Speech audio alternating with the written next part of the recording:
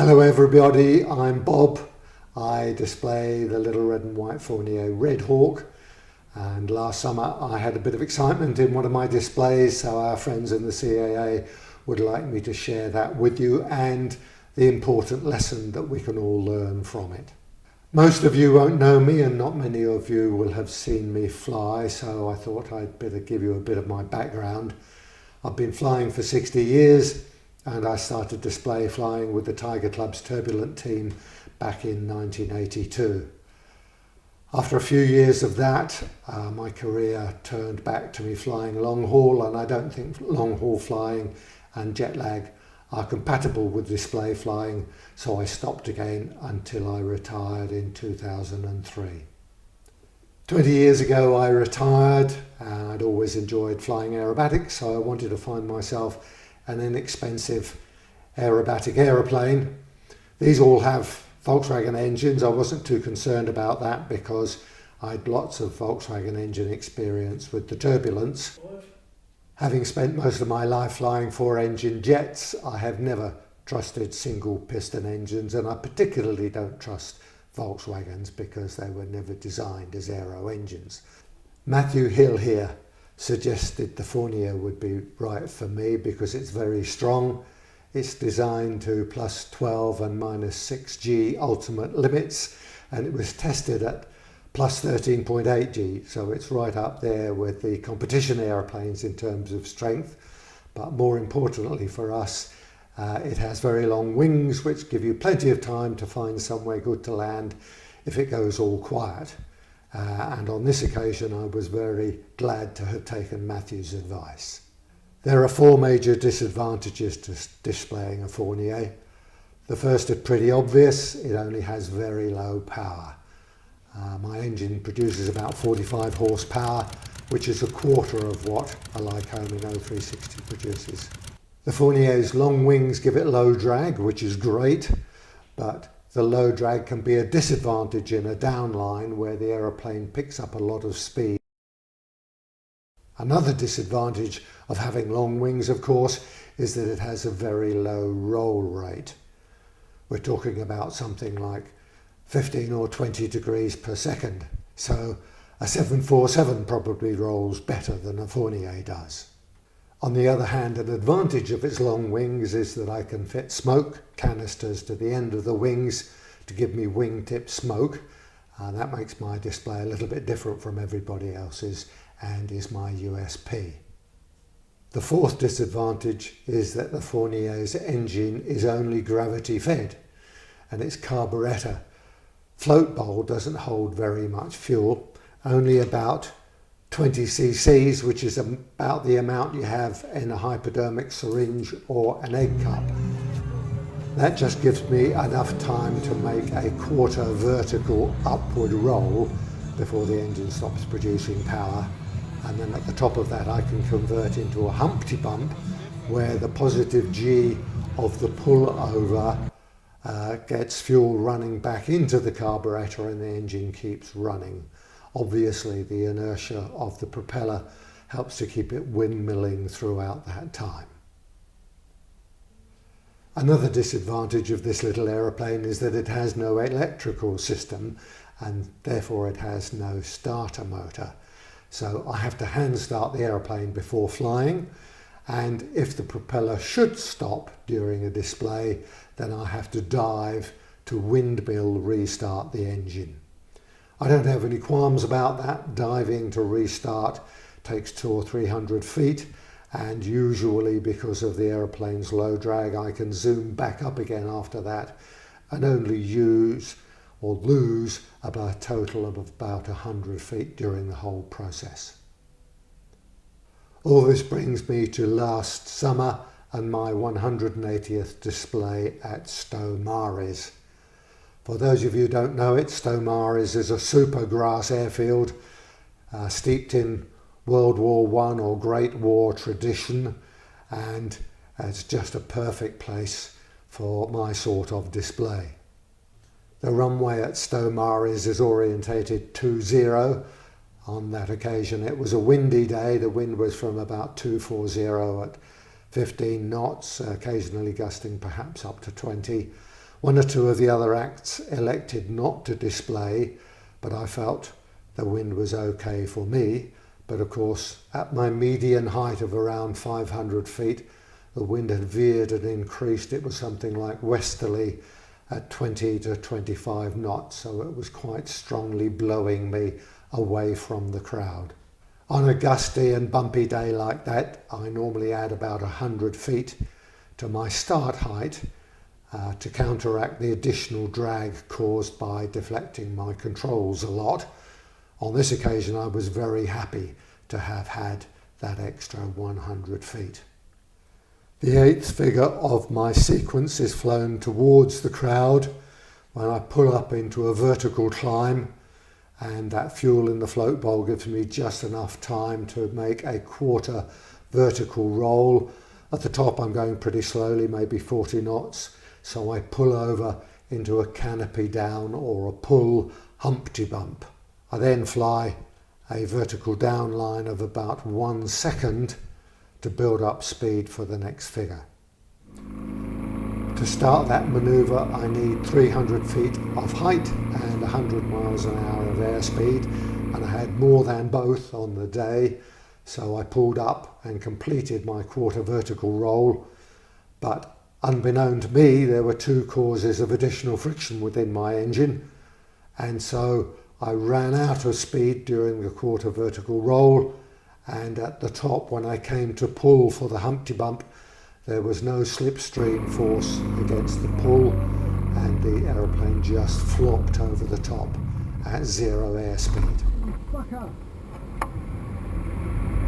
Subsequently reviewing my cockpit camera footage, I can see that the airspeed at the top of my quarter vertical roll was 0, and the height wasn't my usual 900 feet, but only about 800 feet.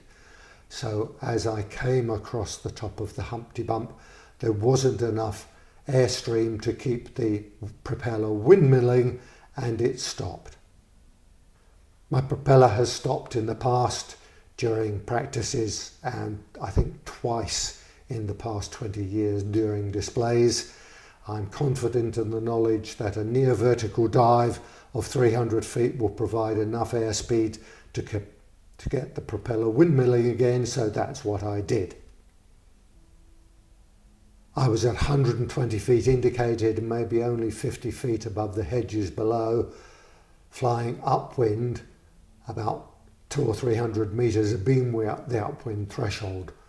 One option I had would be to turn right through 180 degrees and make a downwind landing, but I really didn't fancy that because I only have a monowheel main undercarriage with no differential braking, and landing in a 15 to 20 knot gusting quartering tailwind would probably result in a ground loop and damage to the aeroplane. Another option was to try to put the aeroplane down straight ahead, but as far as I could see, there were standing crops beneath me and woodland ahead of me, so that really didn't appeal. So I decided to convert the energy I had, or the airspeed I had, into a wing over to the left to put me on downwind. I was very aware that I was flying into a strong headwind, and I would end up with a strong tailwind on downwind, so that is a downwind turn at low level, which, as we all know, is a very dodgy manoeuvre.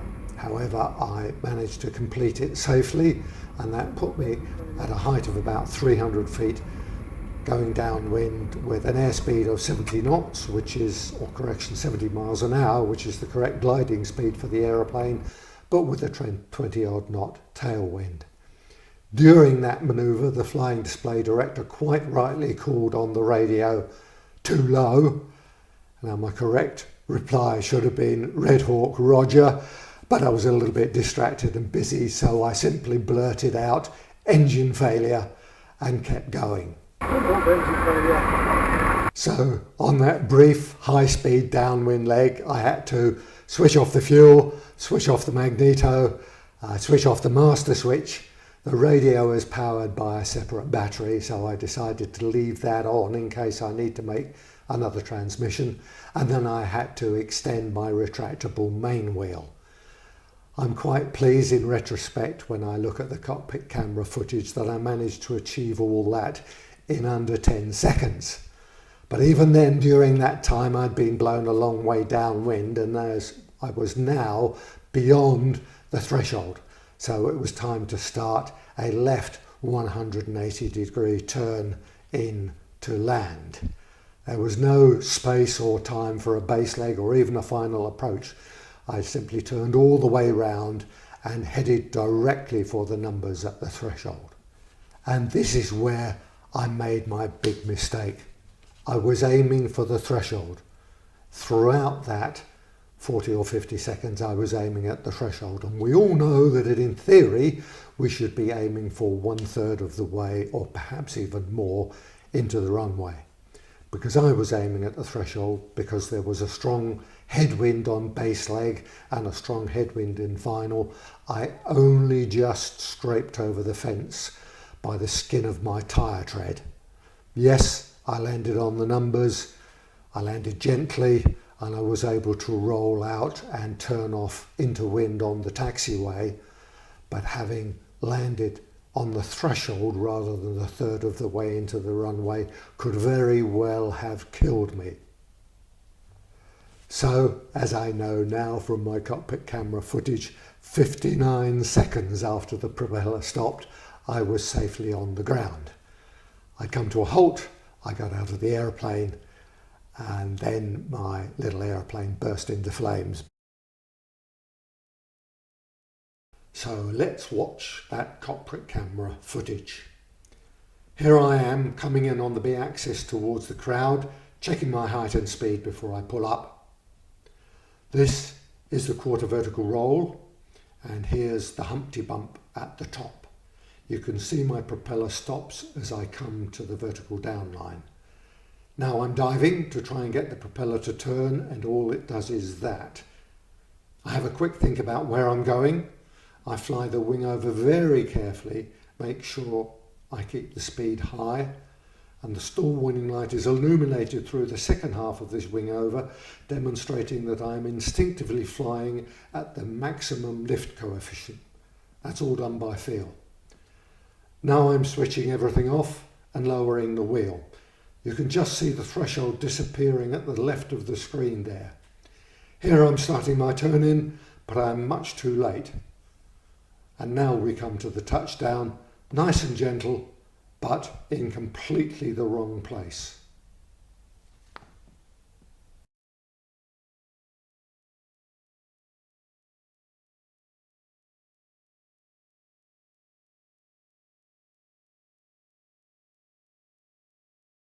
So the big lesson I've learned from this is that I must actually practice half a dozen or a dozen times at the beginning of each season gliding approaches to land in the middle of the runway. Monthly I practice eyes closed, turning off all the switches and fuel in my cockpit so that I'm prepared for a forced landing, but I've never practiced a glide approach to the middle of the runway. So I'm going to do that from now on. At the beginning of each season, I'm going to fly half a dozen, maybe even a dozen glide approaches to the middle of the runway to get that habit into my mind so that when the engine next fails during a display, I will fly my glide approach to the middle of the runway, not to the threshold. So I'm guessing you all have two predominant questions. The first one would be, why did the propeller stop? And the second one would be, why did my airplane burst into flames? The first one's a bit of a long answer, but I'll explain it to you. It's really only relevant to anybody flying a Volkswagen engine. The first is that I hadn't been cleaning the air filter properly. It's a K&N air filter that came with the engine and the aeroplane when I bought it. I had been washing it every year in petrol, but it turns out after doing that you have to then re-oil it with special K&N red oil. I didn't know that.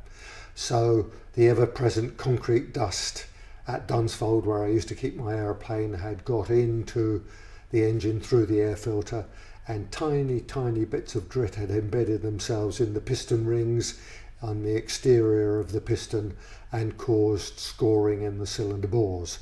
That wasn't a problem when the engine was cold, but when the engine heated up, it caused additional friction between the piston rings and the cylinder internal walls and caused the propeller to slow down. The second reason was that it's a known fault apparently, or a known issue with older Volkswagen engines. Mine was 15 years old and maybe had done 400 hours, almost all at full throttle. Apparently the centre main bearing housing can shuffle, or does shuffle, over time because of the differential expansion of the through bolts that hold the cylinder heads and cylinders in place on the crankcase. The crankcase is made of magnesium, the cylinders are made of cast iron, the heads are made of aluminium, so they all expand in a different way. And when the engine gets hot, the centre main bearing housing can shuffle like this. It wears, and over time just clamps the centre main bearing, or pinches the centre main bearing a little bit tighter. So when the engine's hot, again, there is additional friction there. Those two sources of additional friction meant that the engine, or the propeller, stopped at the top of the vertical quarter roll, and additionally meant I couldn't restart it when I dived to restart. I'm guessing your second query will be, why did my aeroplane burst into flames after landing? And the simple answer is I just don't know. I use marine distress smokes, 4 of them on each wingtip, and they generate smoke by chemical reaction. And I've never landed with the smokes still producing smoke, but other display pilots frequently do, and so do the parachutists, and I've never ever seen any of those start flaming. But for some reason, whatever reason, today there must have been some sort of ignition source on my left wingtip. So after I got out of the aeroplane, the left wingtip smokes, rather than smoking, started burning with a very yellow, very low temperature flame. Now, the fire crew at Stonemeyers were really on the ball. They zoomed over and they put out those flames in no time at all. There was not even any scorch marks on the airframe because the smoke pods are insulated from the airframe. There was no damage or long-term effect whatsoever. It's just of interest that the smokes started to burn after I'd landed. I hope you've all found that of interest, and maybe you might learn 1 or 2 lessons from it.